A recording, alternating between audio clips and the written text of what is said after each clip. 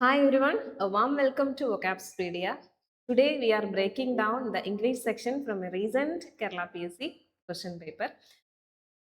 Last Saturday നടന്ന fire and rescue officer പരീക്ഷയുടെ general English സെക്ഷന്റെ ക്വസ്റ്റ്യൻസ് അനാലിസുമായിട്ടാണ് നിങ്ങളുടെ മുന്നിലേക്ക് വന്നിട്ടുള്ളത്. അപ്പോൾ വളരെ ഈസി ആയിട്ട് സ്കോർ ചെയ്യാൻ പറ്റിയ ക്വസ്റ്റ്യൻസ് ആയിരുന്നു കൂടുതലുണ്ടായിരുന്നത്. സിലബസിനോട് നന്നായി നീതി പുലർത്തിയ ക്വസ്റ്റ്യൻസ് ആയിരുന്നു. നിങ്ങൾക്കറിയാം സിലബസിലെ 2 സെക്ഷൻ ആയിട്ടാണ് നമുക്ക് ഇംഗ്ലീഷ് ടോപ്പിക്സ് തന്നിട്ടുള്ളത്. വൊക്കാബുലറി സെക്ഷനും അതേപോലെ ഗ്രമറ്റിക്കൽ സെക്ഷനും. ഈ 2 സെക്ഷനിൽ നിന്നും 5 വീതം മാർക്ക് ഈ ക്വസ്റ്റ്യൻ പേപ്പറിൽ ചോദിച്ചിട്ടുണ്ടായിരുന്നു. അപ്പൊ നമുക്ക് ക്വസ്റ്റ്യൻസ് ഒന്ന് നോക്കിയാലോ. നോക്കൂ, fire and rescue officer question paper code 63/2026 ആണ്. അതിൽ ആദ്യത്തെ ക്വസ്റ്റ്യൻ നോക്കൂ. If I so A snake under my sofa I dash away. ഇത് ഏത് സെക്ഷനിലുള്ളതാണ്? നമുക്കറിയാം ഗ്രാമർ സെക്ഷനിൽ നിന്നുള്ള ക്വസ്റ്റ്യൻ ആണ് അല്ലേ. അതിൽ തന്നെ ക്ലോസസ് എന്നുള്ള ടോപ്പിക് എന്നുള്ള ക്വസ്റ്റ്യൻ ആണ്. കണ്ടീഷണൽ ക്ലോസസ് എന്നുള്ള ടോപ്പിക്കാണ്. ഈ കണ്ടീഷണൽ ക്ലോസസ് നിങ്ങൾ പഠിച്ചിട്ടുണ്ടാവും. അതിന് 3 ബേസിക് റൂള് നിങ്ങൾ പഠിച്ചിട്ടുണ്ടാവും. Type 1 conditional clauses, type 2 and type 3. ഇതില് ടൈപ്പ് 2 കണ്ടീഷണൽ എന്നുള്ള റൂള് വെച്ചിട്ടുള്ള ക്വസ്റ്റ്യൻ ആയിരുന്നു ഇത്. Type 2 conditional. എന്താണ് ടൈപ്പ് 2 കണ്ടീഷണൽ റൂള് പറയുന്നത്? ഇഫ് ക്ലോസ് സിമ്പിൾ പാസ്റ്റ് ടെൻസിലാണ് എന്നുണ്ടെങ്കിൽ മെയിൻ ക്ലോസിന്റെ ഫോർമാറ്റ് എങ്ങനെയായിരിക്കണം? Would plus base form of the verb ആയിരിക്കണം. വുഡ് പ്ലസ് V1 ആയിരിക്കണം. അപ്പോൾ ഇവിടെ നമ്മൾ കണ്ടു ഇഫ് ഐ സോ എന്നുള്ളത് സിമ്പിൾ പാസ്റ്റ് ടെൻസിലുള്ള ഇഫ് ക്ലോസ് ആണ് അല്ലെ. സിമ്പിൾ പാസ്റ്റ് ടെൻസിലുള്ള ക്ലോസ് ആണ്. അപ്പൊ അതുകൊണ്ട് നമുക്ക് മെയിൻ ക്ലോസ് എങ്ങനെ വരണം? വുഡ് പ്ലസ് V1 വരണം. അപ്പൊ അങ്ങനെയുള്ള ഒരു ഓപ്ഷൻ അല്ലേ ഉള്ളൂ, വുഡ് റൺ എന്നുള്ള ഒരെണ്ണം അല്ലേ ഉള്ളൂ. വുഡ് റാൻ എന്തുകൊണ്ടാ വരാത്തത്? അവിടെ റാൻ എന്നുള്ളത് V3 ആയി, ബേസ് ഫോം അല്ല അല്ലെ. അപ്പോൾ ഇതാണ് ഓപ്ഷൻ ബി ആണ് നമ്മുടെ റൈറ്റ് ആൻസർ. ഓക്കെ ആണല്ലോ.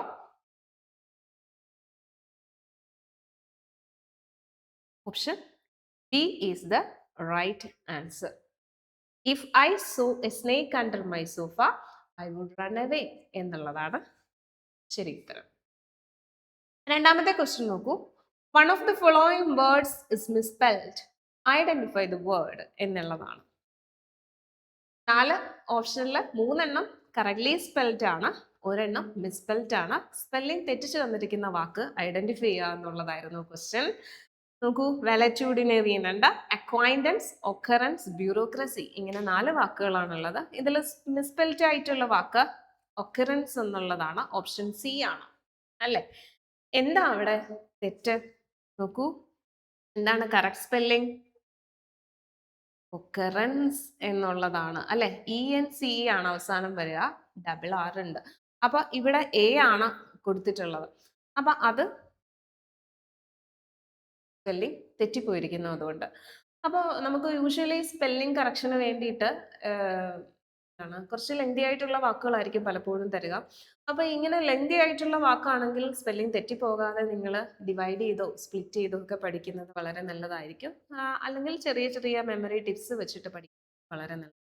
ഒക്കർ എന്നുള്ളത് നിങ്ങൾക്ക് വേണമെങ്കിൽ 2 പാർട്ടായിട്ട് സ്പ്ലിറ്റ് ചെയ്ത് പഠിക്കാം. ഒക്കർ, റൺസ് അങ്ങനെ വേണമെങ്കിൽ പഠിക്കാം. അല്ലെങ്കിൽ നിങ്ങൾക്ക് ഇപ്പോൾ OC എന്നുള്ളതും അതേപോലെ കറൻസി പോലെയാണോ ബാക്കി സ്പെല്ലിംഗ് എന്നുള്ളതൊക്കെ വെച്ചിട്ട് വേണമെങ്കിൽ പഠിച്ചെടുക്കാവുന്നതാണ്. ഓക്കെ, അപ്പോൾ ഓപ്ഷൻ സി ആണ് റൈറ്റ് ആൻസർ. ഓക്കെ, ആൻസർ ആയിട്ട് വരുന്നത് വേർഡ് തെറ്റാണ്, സ്പെല്ലിംഗ് തെറ്റാണ്, പക്ഷെ ഇവിടെ ശരി ഉത്തരമായിട്ട് വരുന്നത് ഓപ്ഷൻ സി ആണ്. ഇനി അടുത്ത question. Ulysses was braver than any other Greek hero. Can be written without a change in meaning as എന്നുള്ളതാണ്. അപ്പൊ ഇവിടെയും ഇത് രണ്ടാമത്തെ ക്വസ്റ്റ്യൻ എവിടെ നിന്നുള്ളതായിരുന്നു? വൊക്കാബുലറി സെഷനിൽ നിന്നുള്ള ക്വസ്റ്റൻ ആയിരുന്നു അല്ലെ. വൊക്കാബുലറി സെഷനിൽ നിന്നാണ്, കളക്ഷൻ ഓഫ് വേർഡ്സ് എന്നുള്ള ക്വസ്റ്റൻ ആയിരുന്നു. ഇതോ, ഇത് വീണ്ടും ഗ്രാമറ്റിക്കൽ സെക്ഷനിൽ നിന്നുള്ളതാണ്. അതായത് സെന്റൻസ് ട്രാൻസ്ഫോർമേഷൻ ആണ്. നിങ്ങൾ പലതരത്തിലുള്ള സെന്റൻസ് പഠിച്ചിട്ടുണ്ട് അല്ലെ. കമ്പാരറ്റീവ് ഡിഗ്രീസ് പഠിച്ചിട്ടുണ്ട്, പോസിറ്റീവ് ഡിഗ്രി പഠിച്ചിട്ടുണ്ട്, അതേപോലെ സൂപ്പർലേറ്റീവ് ഡിഗ്രി പഠിച്ചിട്ടുണ്ട്. അപ്പോൾ ഡിഗ്രീസ് ഓഫ് കമ്പാരിസൺ എന്നുള്ളൊരു ക്വസ്റ്റൻ ആണ്. ഇവിടെ മീനിങ് ചേഞ്ച് ആവാതെ എങ്ങനെ പോസിറ്റീവ് ഡിഗ്രിയിലേക്ക് ട്രാൻസ്ഫോം ചെയ്യും എന്നുള്ളതാണ് ക്വസ്റ്റ്യൻ. ഇത് കമ്പാരറ്റീവ് ഡിഗ്രിയിലുള്ള ഒരു സെന്റൻസ് ആണ് അല്ലെ. കമ്പാരറ്റീവ് ഡിഗ്രി ആണത്. ബ്രേവർ എന്നുള്ള അഡ്ജക്റ്റീവ് ആണ് അവിടെ യൂസ് ചെയ്തിരിക്കുന്നത്. അപ്പൊ ഇതെങ്ങനെ നമ്മൾ പോസിറ്റീവ് ഡിഗ്രിയിലേക്ക് മാറ്റും? അങ്ങനെ പോസിറ്റീവ് ഡിഗ്രിയിലേക്ക് മാറ്റണമെങ്കിൽ നമ്മുടെ പാറ്റേൺ ഇതായിരിക്കണം. No other as adjective as, ഈ ഒരു പാറ്റേണിലായിരിക്കണം അല്ലെ. ആ പാറ്റേണിലുള്ള ഒറ്റ ഓപ്ഷനേ ഉള്ളൂ നമുക്ക്. നോക്കൂ, no other, Greek hero was, as, brave എന്നുള്ള അഡ്ജക്റ്റീവ്, ആസ് യൂലിസീസ് എന്നുള്ളത്. അപ്പോൾ നമ്മുടെ ഉത്തരം ഏതാണ്? ഓപ്ഷൻ എ ആണ്. അത് മനസ്സിലായല്ലോ. ഇനി അടുത്ത question, the foreign expression carte blanche means എന്നുള്ളതാണ്. The foreign expression carte blanche means, ഇതും വൊക്കാബുലറി എന്നുള്ള ക്വസ്റ്റ്യൻ ആയിരുന്നു. വൊക്കാബുലറി എന്നുള്ള ക്വസ്റ്റ്യൻ ആണ്. Foreign expression carte blanche means എന്താ ആൻസർ? കംപ്ലീറ്റ് ആക്ഷൻ എന്നുള്ളതാണ് റൈറ്റ് ആൻസർ. കാർട്ടെ ബ്ലാഞ്ച് എന്ന് പറയുന്നത് ഒരു ഫ്രഞ്ച് ലാംഗ്വേജിൽ നിന്ന് ഇംഗ്ലീഷിലേക്ക് വന്ന ഒരു ഫ്രേസ് ആണ്. ഫ്രഞ്ചിൽ അതിന്റെ ലിറ്ററൽ മീനിങ് എന്ന് പറയുന്നത് white paper or blank paper എന്നൊക്കെ ഉള്ളതാണ്. White paper or blank paper എന്നാണ് അതിൻ്റെ ഫ്രഞ്ച് ഇക്വലന്റ്. ഇംഗ്ലീഷ് യൂസേജിലേക്ക് വരുമ്പോൾ അതിന് കംപ്ലീറ്റ് ആക്ഷൻ. അപ്പോൾ ഒരാൾക്ക് ഒരു കാര്യം ചെയ്യാൻ പൂർണ്ണമായിട്ടുള്ള സ്വാതന്ത്ര്യം കൊടുത്തിട്ടുണ്ടെങ്കിൽ അതിനെയാണ് നമ്മൾ എന്ത് പറയുക? കാർട്ടെ ബ്ലാഞ്ച് എന്ന് പറയുക. ഇപ്പോൾ വൈറ്റ് പേപ്പർ, അപ്പോൾ ഇതിൻ്റെ ഒറിജിൻ എന്ന് പറയുന്നത്, ഇപ്പോൾ വൈറ്റ് പേപ്പറിൽ സൈൻ ചെയ്ത് കൊടുക്കുക, അതിൽ ഇഷ്ടമുള്ളത് നമുക്ക് എഴുതി ചേർക്കാം. ഇപ്പോൾ ബ്ലാങ്ക് ചെക്ക് കൊടുക്കുക എന്ന് പറയില്ല, ഇഷ്ടമുള്ള തുക നമുക്ക് എഴുതിയെടുക്കാം. അപ്പോൾ അതൊരു ട്രസ്റ്റാണ്. അപ്പോൾ ആ യൂസേജിൽ നിന്ന് ഇംഗ്ലീഷിലേക്ക് വന്നപ്പോൾ കംപ്ലീറ്റ് ആയിട്ടുള്ള ഫ്രീഡം, എന്തും ചെയ്യാനുള്ള ഫ്രീഡം ഒരാൾക്ക് കൊടുക്കുന്നതിനെ കാർട്ടെ ബ്ലാഞ്ച് എന്നുള്ള ഫോറിൻ എക്സ്പ്രഷൻ അർത്ഥമാക്കാൻ തുടങ്ങി. ഫോർ എക്സാമ്പിൾ പറയുകയാണെങ്കിൽ, the company gave the director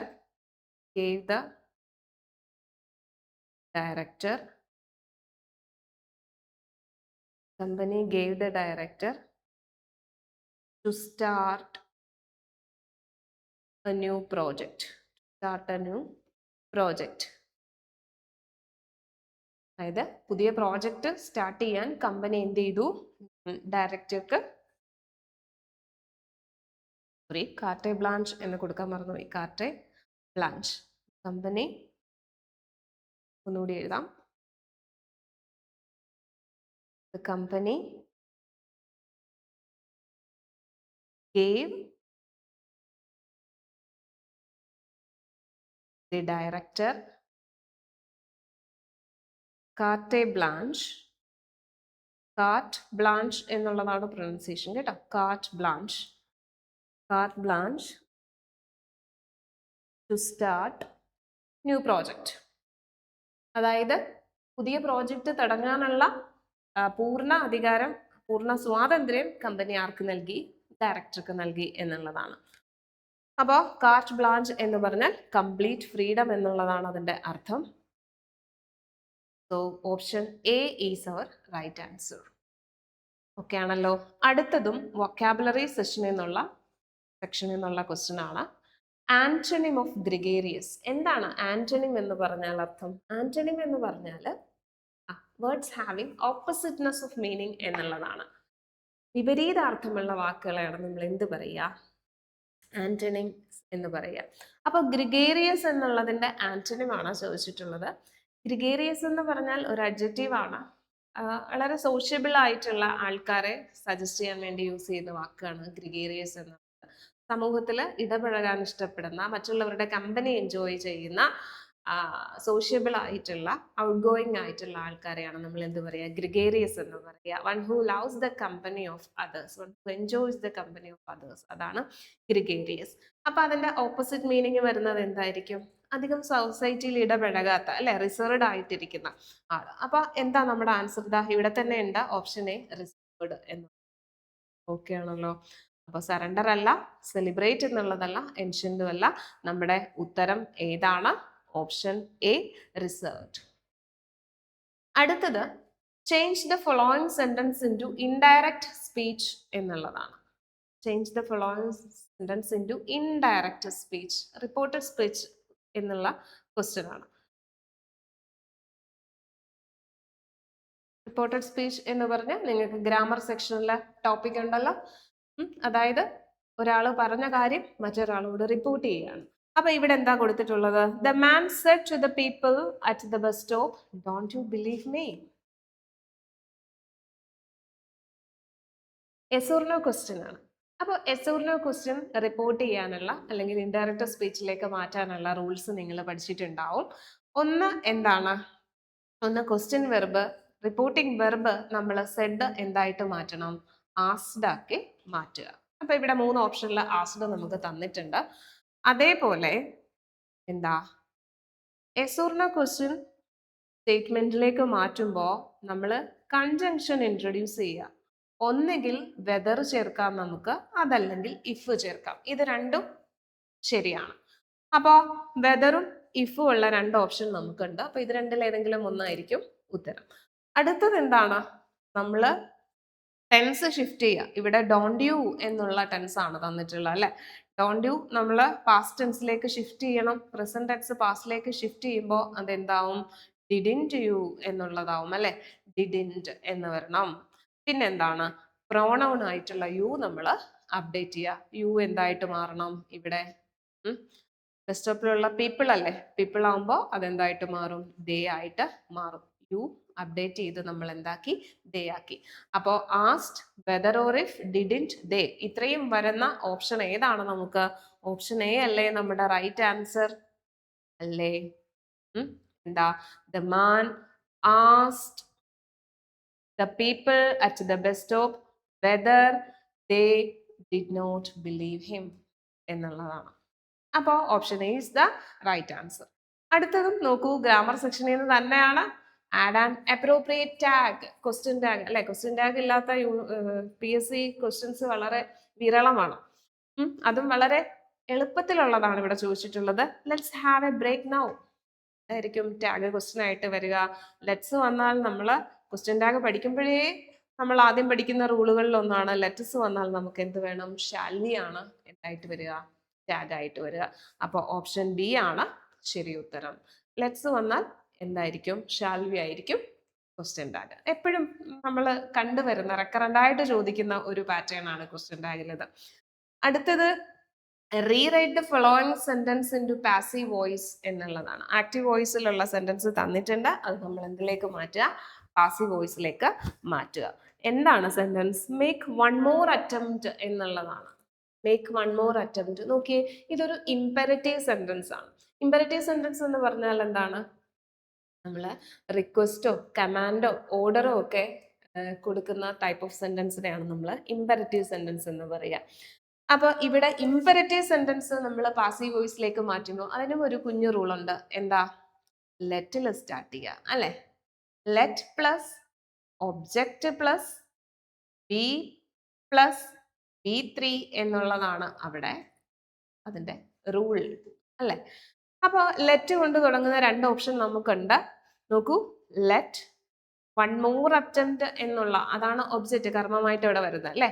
B ഉണ്ട്, B3 ഫോമായ മെയ്ഡ് ഉണ്ട്. മേക്കിന്റെ V3 ആണല്ലോ മെയ്ഡ്, അല്ലെ? അപ്പോ ശരി ഉത്തരം ഏതാ? ഓപ്ഷൻ ഡി ആണ്. Let one more attempt to be made. ഇവിടെ എന്തുകൊണ്ട് ശരിയല്ല? ഇവിടെ ബീയിങ് എന്നാണ് കൊടുത്തിരിക്കുന്നത്. അതുകൊണ്ടാണ് ഓപ്ഷൻ ബി തെറ്റായി പോയത്, അല്ലെങ്കിൽ ട്രാപ്പ് ആയി പോയത്, അല്ലെ? പെട്ടെന്ന് അത് കറുപ്പിക്കാനുള്ള ടെൻഡൻസി ഉണ്ടാവും. ഇങ്ങനെയുള്ള കുഞ്ഞു കുഞ്ഞു ട്രാപ്പുകൾ PSC നമുക്ക് ഇട്ടുതരും. നമ്മൾ ബാക്കി ഓപ്ഷൻ ഒന്നും ഒരിക്കലും മിസ്റ്റേക്സ് ആയിട്ട് കൺസിഡർ ചെയ്യരുത്, ട്രാപ്പായിട്ട് കൺസിഡർ ചെയ്യുക. നമ്മൾ ട്രാപ്പിൽ വീഴാതെ ശരി ഉത്തരത്തിൽ. അടുത്ത ക്വസ്റ്റ്യൻ നോക്കൂ. The head office has dash his request for transfer. ഇത് വൊക്കാബുലറി സെക്ഷനിൽ നിന്നുള്ളതാണ്. വൊക്കാബുലറി സെക്ഷനിൽ തന്നെ ഫ്രൈസൽ വെർബ്സ് എന്ന് പറഞ്ഞ ഒരു ടോപ്പിക്ക് നിങ്ങൾ കണ്ടിട്ടുണ്ടാവുമല്ലോ സിലബസിൽ. ഫ്രൈസൽ വെർബ്സ് എന്നുള്ള ക്വസ്റ്റ്യൻ ആണ്. The head office has dash his request for transfer. ട്രാൻസ്ഫറിനുള്ള റിക്വസ്റ്റ് ഹെഡ് ഓഫീസ് എന്ത് ചെയ്തു? നിരസിച്ചു എന്നിവിടെ വരണം അല്ലെ. ഒന്നുകിൽ അക്സെപ്റ്റ് ചെയ്തു എന്ന് പറയണം, നിരസിച്ചു എന്ന് പറയണം. അപ്പൊ നിരസിച്ചു എന്നുള്ളതിനുള്ള ഫ്രൈസൽ വെർബ് നമുക്ക് ഇവിടെ ഉണ്ട്, ടേൺ ഡൗൺ. ഫ്രൈസൽ വെർബ് എന്ന് പറഞ്ഞാൽ എന്താണ്? ഒരു റൂട്ട് വെർബ് ഉണ്ടാവും, അതിനോട് അറ്റാച്ച് ചെയ്ത് പ്രിപ്പോസിഷനും ഉണ്ടാവും. അപ്പൊ ഇത് രണ്ടും കൂടി ചേരുമ്പോൾ നമുക്ക് ലിറ്ററൽ മീനിങ്ങിന് അപ്പുറമുള്ള ഒരു പുതിയ മീനിങ് ഉണ്ടാവും. അങ്ങനെയുള്ള ശൈലീപരമായ എന്താണ് വെർബുകളെയാണ് നമ്മൾ ഫ്രൈസൽ വെർബ്സ് എന്ന് പറയുക. അപ്പൊ ടേൺ ഡൗൺ എന്ന് പറഞ്ഞാൽ നിരസിക്കുക എന്നാണ് അർത്ഥം. അപ്പോൾ കമ്പനി എന്ത് ചെയ്തിട്ടുണ്ട്? ഹെഡ് ഓഫീസ് എന്ത് ചെയ്തിട്ടുണ്ട്? നിരസിച്ചിട്ടുണ്ട്. എന്താണ്? His request for transfer. അപ്പൊ സെറ്റ് ഓഫ് അല്ല. സെറ്റ് ഓഫ് എന്ന് പറഞ്ഞാൽ അർത്ഥം to start or begin a journey എന്നുള്ളതാണ്. To start or begin a journey എന്നുള്ളതാണ്. അല്ലെങ്കിൽ to trigger something to operate. അതായത് ഇപ്പോൾ എന്തെങ്കിലും ഡിവൈസ് ഓപ്പറേറ്റ് ചെയ്യുക, അത് പ്രവർത്തനക്ഷമമാക്കുക, ഇതിനൊക്കെ നമുക്ക് എന്ത് പറയാം? സെറ്റ് ഓഫ് പറയാം. അലാം സെറ്റ് ചെയ്യുക അല്ലെ, അത് പ്രവർത്തിക്കാൻ വേണ്ടിയിട്ട് സെറ്റ് ആക്കുക. അപ്പൊ അത് അങ്ങനെ എന്തെങ്കിലും ട്രിഗർ ചെയ്യുന്നതിനെ നമുക്ക് സെറ്റ് ഓഫ് എന്ന് പറയാം. ടു സ്റ്റാർട്ട് എ ജേർണി, യാത്ര ആരംഭിക്കുന്നതിനെ സെറ്റ് ഓഫ് എന്ന് പറയാം. പുട്ട് ഓൺ എന്ന് പറഞ്ഞാൽ ടു വെയർ എന്നുള്ളതാണ് അർത്ഥം. ധരിക്കുക. പുട്ട് ഓൺ യുവർ ഷൂസ് എന്ന് പറഞ്ഞാൽ ഷൂസ് ധരിക്കൂ എന്നല്ലേ. അതേപോലെ ഗെറ്റ് അബൌട്ട് എന്ന് പറഞ്ഞാൽ to travel from place to place എന്നുള്ളതും അർത്ഥമായിട്ട് വരാം.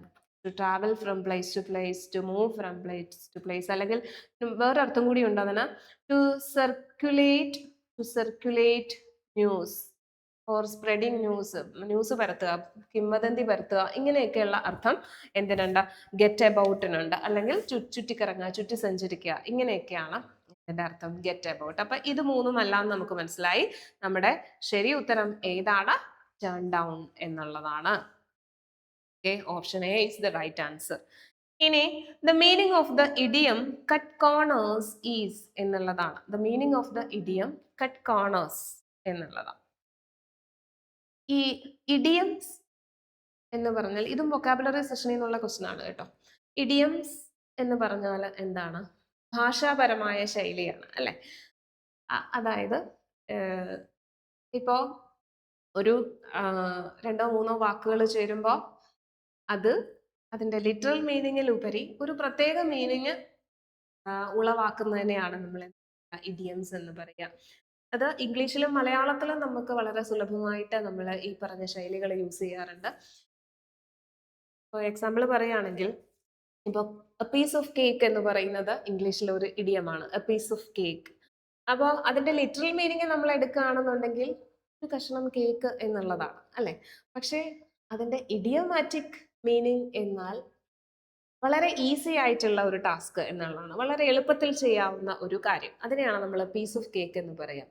അതേപോലെ ബ്രേക്ക് എ ലെഗ് എന്നുള്ള ഇഡിയം, അതിന്റെ ലിറ്ററൽ മീനിങ് എടുത്താൽ കാലടിയ എന്നുള്ളതാണ്. പക്ഷെ അതിന്റെ ഇഡിയോമാറ്റിക് മീനിങ്, ഭാഷാപരമായിട്ടുള്ള ശൈലീപരമായിട്ടുള്ള മീനിങ് എന്ന് പറയുന്നത് ആശംസ നേരുക എന്നുള്ളതാണ്. അപ്പൊ അതേപോലെയുള്ള ഒരു ഇഡിയമാണ് ഇവിടെ ചോദിച്ചിട്ടുള്ളത്, കട്ട് കോർണേഴ്സ്.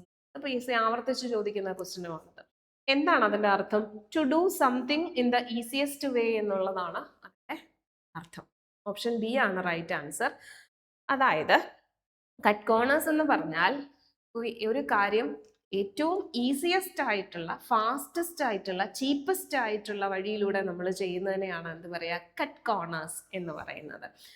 ഫോർ എക്സാമ്പിൾ, നിങ്ങൾക്ക് ഇപ്പോൾ നാളെ അസൈൻമെന്റോ പ്രോജക്റ്റോ സബ്മിറ്റ് ചെയ്യണം എന്നിരിക്കട്ടെ. നിങ്ങൾ എഴുതിയിട്ടില്ല, ബുക്സ് റെഫർ ചെയ്യാനുള്ള സമയമില്ല, നിങ്ങൾ എന്ത് ചെയ്യും? എന്തെങ്കിലും സൈറ്റിൽ പോയിട്ട് കോപ്പി പേസ്റ്റ് ചെയ്ത് കൊണ്ടു കൊടുക്കും അല്ലേ. അപ്പൊ നിങ്ങൾ എന്താ അവിടെ സ്ട്രെയിറ്റ് ആയിട്ട് പോകാതെ നിങ്ങൾ എന്ത് ചെയ്തു? നിങ്ങൾ കട്ട് കോർണേഴ്സ് എന്നുള്ള ആ ഒരു അർത്ഥത്തിലേക്ക് അവിടെ എത്തിച്ചു. അതായത് ആ ഒരു സൈറ്റിലെ കാര്യങ്ങൾ ഓതന്റിക് ആണോ എന്ന് പോലും തിരക്കാതെ നിങ്ങൾ എന്ത് ചെയ്തു? അവിടെ എളുപ്പ വഴി ചെയ്തു. ഏറ്റവും പെട്ടെന്ന് നിങ്ങൾക്ക് ചെയ്യാൻ പറ്റുന്നത് കോപ്പി പേസ്റ്റ് ചെയ്യുക എന്നുള്ളതാണ്. അത് ചെയ്തു. അപ്പൊ മലയാളത്തിൽ നമ്മൾ ഇതിനെ കുറുക്കു വഴി തേടുക അല്ലെങ്കിൽ എളുപ്പത്തിൽ ചെയ്യുക എന്നൊക്കെ പറയും. ഓക്കെ. അപ്പൊ അതാണ് കട്ട് കോർണേഴ്സ് എന്നുള്ളതിന്റെ meaning, to do something easiest way. അപ്പൊ ഇത്രയുമായിരുന്നു ഈ പരീക്ഷയുടെ 10 ക്വസ്റ്റ്യൻ. 5 മാർക്ക് വൊക്കാബുലറി സെക്ഷനിൽ നിന്നും 5 മാർക്ക് ഗ്രാമർ സെക്ഷനിൽ നിന്നും കറക്റ്റായിട്ട് ചോദിച്ചിട്ടുണ്ട്. ഒരുവിധം ഇംഗ്ലീഷ് നോക്കിയിട്ട് പോയവർക്ക് 10ൽ 10 മാർക്കും വാങ്ങിക്കാൻ പറ്റുന്ന ക്വസ്റ്റ്യൻ ആയിരുന്നു എന്ന് ഞാൻ പറയും. കാരണം എലിമിനേഷൻ ടെക്നിക്കിലൂടെ നമുക്ക് കറക്റ്റായിട്ട് ഉത്തരത്തിലേക്ക് എത്താവുന്നതേ ഉണ്ടായിരുന്നുള്ളൂ. 10ൽ 8 മാർക്ക് വാങ്ങിയവരായിരിക്കും കൂടുതൽ പേരും. അതിൽ കുറഞ്ഞു പോയിട്ടുണ്ടെങ്കിൽ വിഷമിക്കേണ്ട, അടുത്ത പരീക്ഷകളിൽ നമുക്ക് മേക്കപ്പ് ചെയ്ത് പോകാവുന്നതാണ്. കാരണം PSC ഇംഗ്ലീഷ് സെക്ഷന്റെ, ജനറൽ ഇംഗ്ലീഷ് സെക്ഷന്റെ അഡ്വാൻറ്റേജ് എന്തെന്ന് പറഞ്ഞാൽ എല്ലാ റിപ്പീറ്റഡ് ക്വസ്റ്റ്യനും സെയിം പാറ്റേണിൽ തന്നെ ചോദിച്ചു വരുന്നതുമാണ് കൂടുതലും. നമുക്ക് സ്റ്റേറ്റ്മെന്റ് ടൈപ്പ് ക്വസ്റ്റ്യനോ കറണ്ട് അഫയേഴ്സ് റിലേറ്റഡ് ക്വസ്റ്റ്യനോ ഒന്നും നമുക്ക് ഇതിനകത്ത് പഠിക്കാനില്ല. നിങ്ങൾ കോൺസ്റ്റന്റ് ആയിട്ട് ക്ലാസ്സുകൾ ഫോളോ ചെയ്ത് പോയാൽ കൃത്യമായിട്ട് നമുക്ക് 10ൽ 10 ഏറ്റവും കൂടുതൽ സ്കോർ നേടുന്ന ഏരിയ ഇംഗ്ലീഷ് ഏരിയ ആയിട്ട് മാറും, ജനറൽ ഇംഗ്ലീഷ് സെക്ഷൻ മാറും. അപ്പോൾ അതേപോലെ വൊക്കാബുലറി കുറച്ച് ടിപ്സ് ഉപയോഗിച്ച് നിങ്ങൾ പഠിക്കുക. അതേപോലെ ഗ്രാമർ ഏരിയ കുറച്ച് മാത്തമാറ്റിക്കൽ റൂൾസ് അതിനകത്തുണ്ട്. മാത്തമാറ്റിക്സിൽ നമ്മൾ റൂൾസ് പഠിക്കുന്ന പോലെ, എന്നാൽ അത്രത്തോളം ടഫ് അല്ലാത്ത കുറച്ച് റൂൾസ് ഉണ്ട്. അതും ഒന്ന് മനസ്സിലാക്കിയിരുന്നാൽ ഫുൾ മാർക്ക് നിങ്ങൾക്ക് ജനറൽ ഇംഗ്ലീഷ് സെക്ഷനിൽ വാങ്ങാവുന്നതാണ്. അപ്പോൾ അടുത്ത ക്ലാസ്സുമായിട്ട് വീണ്ടും കാണാം.